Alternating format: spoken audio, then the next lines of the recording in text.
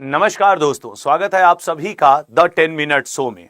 आज कुछ मुद्दा ऐसा छाया कि पूरा संसद गरमाया। बात यहां तक पहुंच गई कि शब्द बड़े भारी भरकम प्रयोग हुए, शुद्धिकरण, सियासीकरण या मनमानीकरण। कई तरह के शब्दों का आज लोकसभा में जब गृह मंत्री अमित शाह जी ने 130वां संविधान संशोधन बिल प्रस्तुत किया, जिसके द्वारा याद रखिएगा अनुच्छेद 75 में कहीं ना कहीं संशोधन करने की बात चल रही है। आज की में अगर मैं आपको पूरे मुद्दे को समझाना चाहूं तो जरा एक बार में इसे आसानी से समझिएगा, उसके बाद किसी और मुद्दे पे आइएगा। सबसे पहले तो जो आप थंबनेल पे देख रहे हैं, क्या है 130वां संविधान संशोधन बिल जो आज संसद में प्रस्तुत किया गया। मानसून सत्र का आखिरी दिन 21 अगस्त था और उसके बाद फिर क्या था, पक्ष और विपक्ष में यहां तक कि आज यह स्थिति हुई कि गृह मंत्री अमित शाह के चेहरे के पास कागज के गोले बनाकर फेंके गए और बिल को फाड़ करके उनकी तरफ उछाला गया। मुद्दा क्या है, न्याय आपको भी करना पड़ेगा, आम जनता है आप भारत के, जरा ध्यान से सुनिएगा। देखो इस बिल का विवाद कहां से उपजा है, उसके बाद मैं आपको यह बिल समझाऊंगा। बेसिकली ये हुआ क्या था कि तमिलनाडु के डीएमके सरकार के एक मंत्री हुआ करते थे जिनका नाम था वी संथिल बालाजी। मनी लॉन्ड्रिंग के केस में इन्हें जेल हुआ तो तमिलनाडु के राज्यपाल आर.एन. रवि ने इन्हें इनके पद से हटा दिया। कुछ दिनों बाद सुप्रीम कोर्ट ने वी संथिल बालाजी को कोर्ट से रिहाई मिल गई। जब रिहाई मिली तो तमिलनाडु के मुख्यमंत्री ने फिर से वी संथिल बालाजी को उनका मंत्री पद दे दिया। बस यहीं से सारी समस्याओं का उपज हो गया। अब जरा आपको शॉर्टकट में समझाऊंगा। जब भी इस बिल में आपको अगर मैं बताना चाहूं, जनरली क्या होता है 130वां संविधान संशोधन बिल में, कि जब किसी इस बिल के अनुसार, यह बिल क्या कहना चाह रहा है, जब आज गृह मंत्री आपके अमित शाह जी ने ऐसे बोलना शुरू किया कि संघ राज्य क्षेत्र 1963 बिल संशोधन मैं पुनर्स्थापित करना चाहता हूं। मैं पुनर्स्थापित, याद रखना 1963 में ऐसा आया था।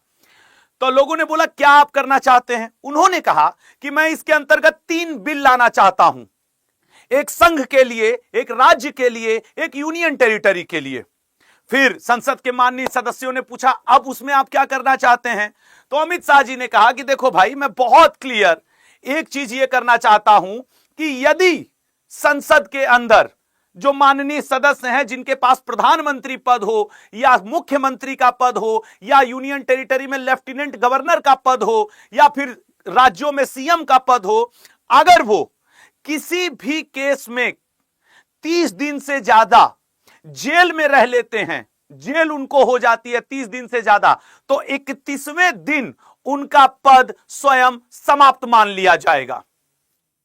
देखो मुख्य रूप से यही इस बिल में है कि यदि कोई पदाधिकारी, मतलब मंत्री लेवल का, सीएम पीएम कोई भी हो, लेफ्टिनेंट गवर्नर, अगर वो 30 दिन तक जेल में है, 31वें दिन बाहर नहीं निकला है, तो उसका पद समाप्त मान लिया जाएगा। और अमित शाह जी ने कहा कि पहले एक नैतिक मूल्य हुआ करते थे।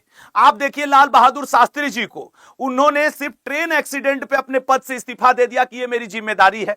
डीपी सिंह जी को देखिए, माधवराव सिंधिया जी को देखिए, इन्होंने इस्तीफा दिया था। लेकिन हाल फिलहाल में दिल्ली की एक चर्चित घटना हुई कि जब दिल्ली के मुख्यमंत्री अरविंद केजरीवाल जी को गिरफ्तार किया गया था तो उन्होंने जेल से मुख्यमंत्री पद से इस्तीफा नहीं दिया, बल्कि उन्होंने जेल में रहते हुए मुख्यमंत्री के पद को अपने पास रखा और जेल से ही सरकार चलाया।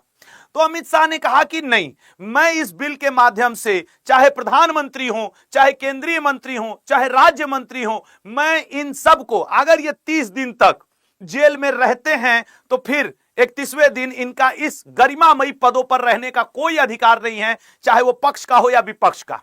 अब ऐसे में विपक्ष के अपने पॉइंट, अच्छा एक बात याद रखना, ये जो 30 दिन जेल की बात है, ये ऐसा केस होना चाहिए कि अगर उसमें सजा हो तो मिनिमम 5 साल या उससे अधिक की सजा हो। ये नहीं कि सजा, अगर ऐसा चार्ज लगना चाहिए उस मिनिस्टर या मंत्री या सीएम या पीएम पर कि वो 30 दिन तो जेल में रहे ही रहे, लेकिन वो जो आरोप लगा है वो ऐसा आरोप हो जिसमें मिनिमम 5 साल या उससे अधिक की कैद की सजा हो, तभी यह बिल उनके ऊपर लागू होगा।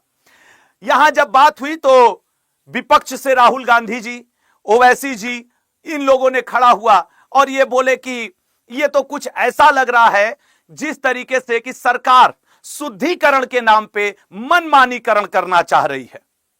और सरकार के लिए कई तरीके की बातें कही गई, जैसे कि नैतिकता का दुरुपयोग हो सकता है। अब एक मिनट के लिए जरा सपोज करो, पक्ष और विपक्ष के क्या वादे हैं, आप इस पे अपना कमेंट बॉक्स जरूर बताएं। कमेंट बॉक्स में कमेंट जरूर करिएगा कि ये जो बिल अनुच्छेद 75 में संशोधन करने जा रहा है, संघ राज्य क्षेत्र शासन अधिनियम 1963 में यह जो बिल संशोधन होने जा रहा है, यह सही हो रहा है कि नहीं। विपक्ष के एक नेता ने अमित शाह जी को भी याद दिलाया कि जब आप गुजरात के गृह मंत्री थे, आपको भी जेल हुआ था, तो क्या आपने इस्तीफा दिया था? अमित शाह जी उनको रोके और बोले कि हां मैंने दिया था नैतिकता के आधार पे। इस तरीके के बहुत सारे विवाद हो गए। अब जरा एक पॉइंट समझना, अब सरकार का क्या कहना है, पक्ष का कहना है इस बिल को लेकर के कि संवैधानिक पद पर नैतिकता का उच्च मानदंड जरूरी है, कि यदि किसी के ऊपर कोई आरोप लगता है, वो 30 दिन तक जेल में है, तो उसको अपना पद से हटाना पड़ेगा। तो विपक्ष कहती है कि सरकार इसका दुरुपयोग भी तो कर सकती है, संभव है। चलिए संभावनाओं पे बात करते हैं कि किसी एक नेता को, वो कोई भी नेता हो सकता है, उसको जबरदस्ती सरकार सरकारी तंत्र का प्रयोग करके 30 दिन के लिए जेल में डाल दे, तब तो गया उसका पद विपक्ष के नेता का या किसी भी बड़े पद का। बाद में अगर वो कोर्ट से रिहा हो जाए तब क्या होगा? तो ये पक्ष और विपक्ष, पॉइंट नंबर 2, दोनों पॉइंट को समझना पड़ेगा। पक्ष का यह कहना है कि सरकार में लोगों का भरोसा बढ़ाने में मदद मिलेगी, भारतीय लोगों को अपने संविधान पे, अपने तंत्रों पे विश्वास होगा। लोकतंत्र की मजबूती के लिए ऐसा करना जरूरी है कि अगर कोई भ्रष्ट है, 30 दिन से ज्यादा जेल में है, तो उसको उसके पद से 31वें दिन अपने आप हटाया हुआ माना जाएगा। वहीं विपक्ष का कहना है कि भारत को पुलिस स्टेट बनाने की कोशिश हो रही है, यह सरकार लोकतंत्र को नहीं मानती है। इनका बार बार वही पॉइंट है कि अगर वो 30 दिन के बाद बेगुनाह साबित हुआ, तब आप क्या करेंगे? खाली सॉरी बोल के अपना काम चला लेंगे? लेकिन ये सब विवाद अतीत में जाकर के आप देखेंगे तो आपको भी लगेगा कि यार किसको सपोर्ट करें, किसे न सपोर्ट करें।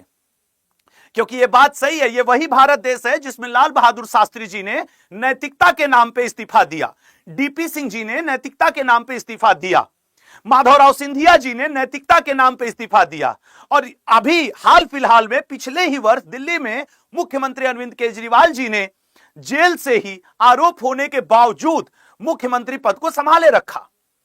तो ये एक बड़ा वाद विवाद का कारण हो चुका है। हालांकि अभी ये पास नहीं हुआ है, अमित शाह जी ने इसे ज्वाइंट पार्लियामेंट्री कमेटी के पास भेजने का लोकसभा अध्यक्ष ओम बिरला जी से आह्वान किया कि इस बिल को आगे बढ़ाया जाए, संघ राज्य क्षेत्र शासन अधिनियम 1963 का संशोधन करने वाले विधेयक को पुनर्स्थापित करने की मंजूरी दी जाए और इसे जेपीसी कमेटी के पास भेजा जाए। एक और बड़ा इंटरेस्टिंग पॉइंट है, पक्ष संवैधानिक पद पर नैतिकता का उच्च मानदंड जरूरी है। यह सरकार कह रही है कि भाई अगर आप सही हो तो आप रहो, नहीं हो 30 दिन जेल में हो तो आप जाओ। सरकार में लोगों का भरोसा बढ़ाने में मदद मिलेगा, लोकतंत्र। ये कह रहे कि भाई तुम देखो ना, तुम जानबूझ करके दुरुपयोग कर सकते हो, पॉसिबिलिटी तो है भाई। आज ये सरकार में है, कल को ये भी सरकार में हो सकते हैं, कोई भी इस नियम का दुरुपयोग और उपयोग कर सकता है। इस संभावना से भी इनकार शायद नहीं किया जा सकता है। आप सबसे एक रिक्वेस्ट है, आप जरूर बताइएगा कि ये जो 130वां संविधान संशोधन बिल लोकसभा में गृह मंत्री अमित शाह जी के द्वारा प्रस्तुत किया गया, इस पर आपका क्या कहना है? क्या ऐसा होना चाहिए कि किसी भी संवैधानिक पद पर बैठा हुआ व्यक्ति अगर 30 दिन से ज्यादा जेल में रहता है और वो आरोप, उसके ऊपर ऐसा आरोप लगा है जिस आरोप में उसको 5 साल या 5 साल से ज्यादा की सजा हो सकती है, तो उसे अपने आप अपने पद से इस्तीफा दे देना चाहिए? या फिर दूसरा पहलू विपक्ष का या आम जनता का पहलू कह लें कि नहीं, अगर वो आरोप साबित नहीं हो पाया उस केस में क्या? तो ये आपको बताना है, ये आज आप कमेंट बॉक्स में जरूर कमेंट करिएगा। बात देश की है, बात मुद्दे की है। तो 130वां संविधान संशोधन बिल आज मानसून सत्र के आखिरी दिन, जो कि 21 अगस्त था, पेश किया गया। अच्छा, मैं एक बात और आपसे कहना चाहूंगा।